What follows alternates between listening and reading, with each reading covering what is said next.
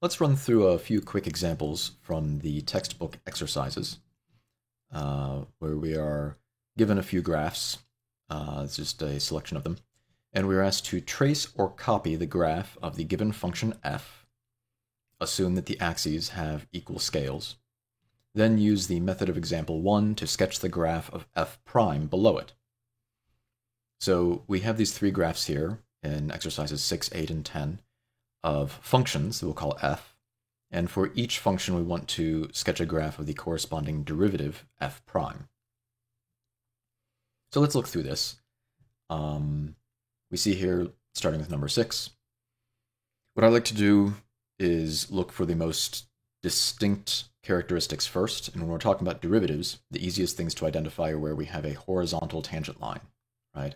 So if you look for any place where the graph is momentarily horizontal, so for example, at a maximum value or minimum value, so we see right here, it's somewhere around this little x value right there, we see there's a spot where the tangent line should be horizontal. So at the same position on the graph of the derivative, right around here, give or take, we expect the derivative to be 0, because the derivative represents the slope of the tangent line. And similarly, we see down here, at this minimum value, the tangent line should be horizontal, so that should also give us a value of 0 for the derivative. Okay? Those are all the places where we have horizontal tangent lines, so these are the only places we expect to see the derivative equaling 0. Taking a look at this, it's nice now to think about, okay, well, where is it increasing and decreasing? Because that tells us things about the sign of the derivative, right? And we see it is increasing to the left of the first hump, it's decreasing in between, and it's increasing to the right. This is simple enough that I wouldn't usually make any notations to that effect, but if you want to, you could scribble a little something like, okay, well, we have these things here, and if you imagine those zeros splitting the graph into regions, we could say, okay, well, it's increasing over here, so that is going to be positive. It's decreasing in between, so it'll be negative, and it's increasing to the right, so the derivative should be positive again there, right? So to the left of this first point we plotted, we should have function values that are above the x-axis, and to the right of the last point, they should be above the x-axis. In between those 2 points, they should be below, right? Now, we aren't given a scale on these original axes, but we are told to assume that the axes have equal scales. So we can kind of roughly estimate some slopes, right? We don't have a scale on the x-axis, so I can't put a scale here. But for the sake of translating what we have into slopes, let's go ahead and mark out, a scale of maybe 2 units up and down on the y-axis. Because cutting through the middle here, right at the origin, we see that we have this steep decline. And that looks a little bit steeper than something that would be a slope of, pardon me, a slope of -1, right? A slope of -1 would cut through at about 45 degrees. This is a little bit steeper than that. It's a little bit difficult to tell just how much steeper, maybe -1.5, give or take. So let's plot that there. At the origin, I'm estimating the slope around -1.5. So I'm just going to stick in that point right there. That's a very crude estimate. If you needed to be more precise for some reason, you might need to use a ruler to mark out points and measure based on how you estimate the tangent line, how far right and down are you going, that kind of thing. But this is close enough for our purposes at the moment. To the left here, we see that it's increasing, but at varying steepnesses. And it is probably steepest right around this area. And right there, it looks like we have a slope a little bit less than 1, right? So around here, and again, we're going to just try to translate this vertically. Coming down here, this is about the x value.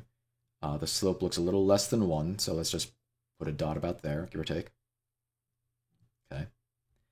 Similarly over here, the steepest increase is around this area, it looks like. once more, about the same. A little under 1. Okay. Now let's see what else we have.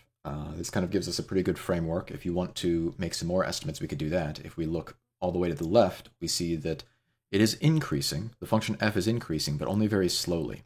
So that has a very small positive slope that's close to 0, right? A little above 0, but close to it.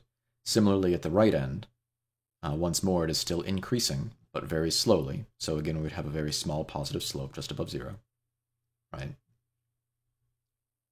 And this looks like it's probably about enough to fill in most of what we have. This steep negative slope here stays pretty close to that all the way through, right? There's this long stretch that's almost a straight line, pretty steeply negative. So we expect this to kind of cling to that value pretty well, and then just gradually bend up towards 0. The tablet went a little bit awry there. Let me clean that up a bit.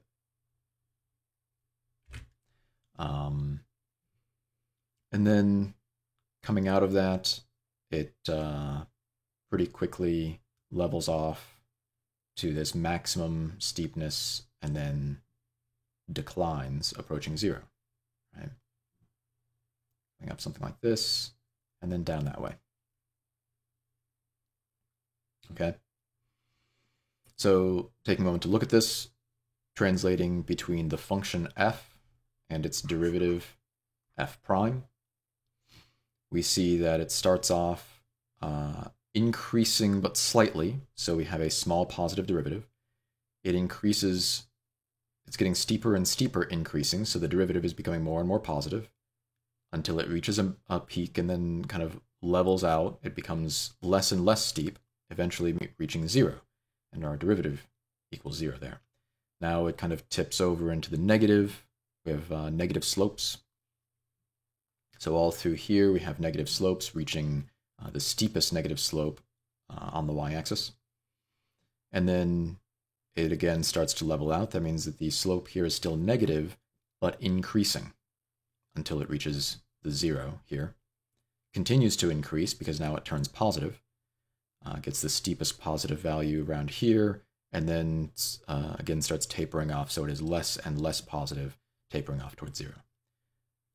This is just a crude graph we kind of whipped up by hand, but this is an approximation of the shape of what f prime would look like for this original function f. Okay.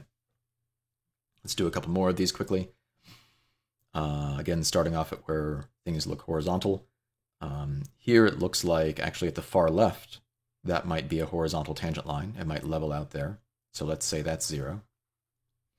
You can see this peak right here. Again, we have a horizontal tangent line at that maximum value, so we have a 0 there. And again, here it looks like that might be leveling out to 0. And there's one I skipped over. It's not only the maximum and minimum values, but sometimes a function will level out in between, right? So right here, at this little bit, it's not a maximum or a minimum. We'll talk more about extrema later. But this does look like it would have a horizontal tangent line. For just a moment, this curve might actually be level, right? So that means we have another 0 around there. Okay. Now we see that from the left end all the way up through to here, the function is increasing. So except for this one point where the derivative is briefly 0, we expect the derivative to be positive on all the rest of this. And then after that point, it's negative coming down this way. So let's see where it is the most positive. We have this line around here. Coincidentally, it's pretty close to where it crosses the x-axis, give or take. The steepness there, it's hard to say. Didn't really put out a scale. Let's give us a y scale. Again, we don't have a scale on the x-axis because we don't know, what these values are. But since we are told to assume that the given axes have equal scales, we can estimate slopes. And I don't know. Let's just say that that one is maybe close to 2, maybe a little less than 2. Again, it's hard to just eyeball it. I'd need a larger picture and a more accurate drawing tool to figure that out. But let's just say that that is maybe a little less than 2. And similarly, the steepest spot here looks a little less than 2. So put some dots there, some points. Over here, our steepest decline, so this will now be a negative slope. And that looks pretty close to maybe a slope of -1, right? About a 45-degree decline there. So around here, let's say that we have a slope around -1. And these are just rough estimates.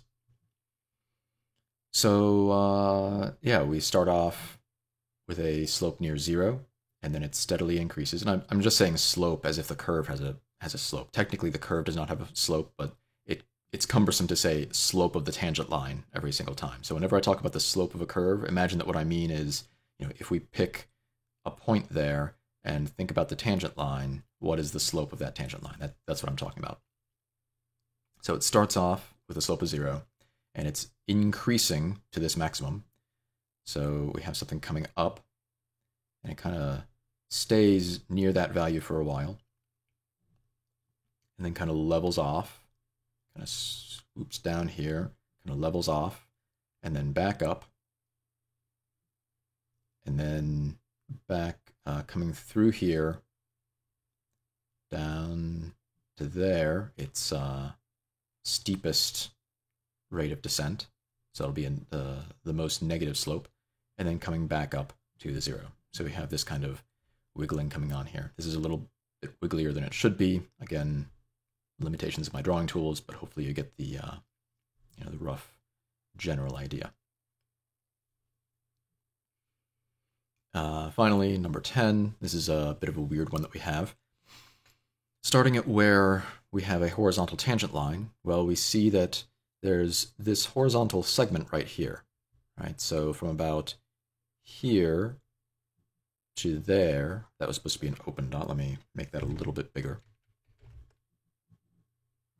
From around here to around there, during that whole segment, the derivative is 0, right?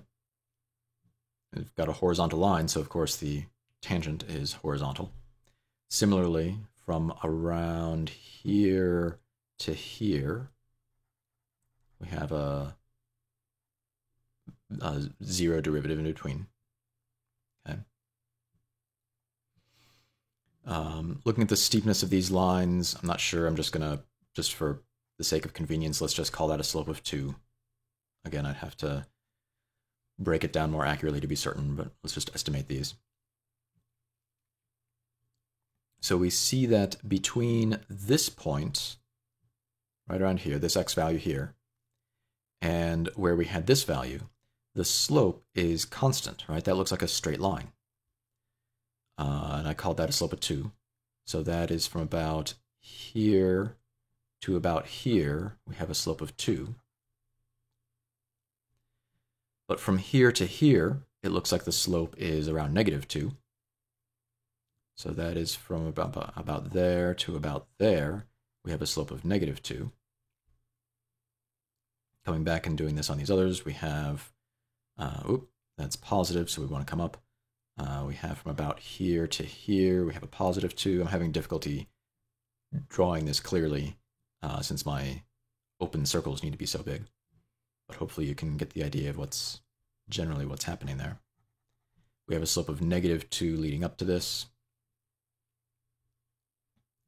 Following the pattern, this should probably be an open circle here, but we don't know because the graph just sort of stops there, so let's just leave that alone. And similarly, over on the right, we have a -2 over there. So we have something like that. Okay. So you'll note that we have these sudden jumps, right? In this first portion, the graph has a steep decrease, a slope around -2, so it stays at a constant -2. And then once it passes this corner, it leaps up. The derivative now is going to be +2 because there's a very abrupt change in the slope. And then it levels out to 0, -2, +2, 0, -2. It's probably going to continue that pattern, right? Notice that all of these endpoints are open circles because at a corner, there is no single well-defined tangent line.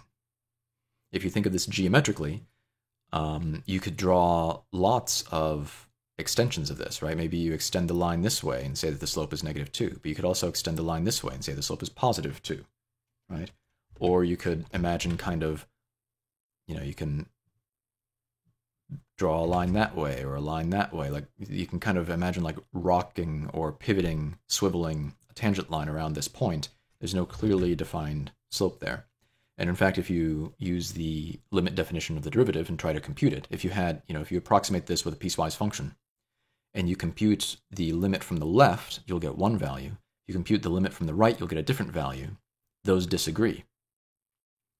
So the limit at this point does not exist. And since the derivative is defined as a limit, the derivative must not exist at that value of x. So there is no, these two open circles are supposed to be directly above each other. At this value of x, there is no value of the derivative. Similarly, at this corner, that's not quite as sharp a corner, but it's still a corner. And once more, if you compute the derivative from the left, you'll get a +2. If you compute it from the right, you get a 0. Those are not equal. The one-sided limits are not equal, so the limit does not exist. The derivative does not exist at that point, and so on. Any of these sharp corners, we do not have a derivative. And these are just a few of the types of shapes you might run into throughout the WebAssign problems and textbook exercises. You'll see a variety of other graph shapes. Hopefully this is enough to allow you to kind of adapt to those situations as well. But hopefully this gives you some insight into at least how I tend to approach these problems. This is certainly not the only way to do it, but this is kind of how I like to break things down. I like to start by thinking about, okay, well, where do we have horizontal tangent lines? Because that gives me some points I can very easily plot. We know the derivative is 0 at those points. And then start looking at where the most extreme values are that I need to estimate, and just kind of go from there.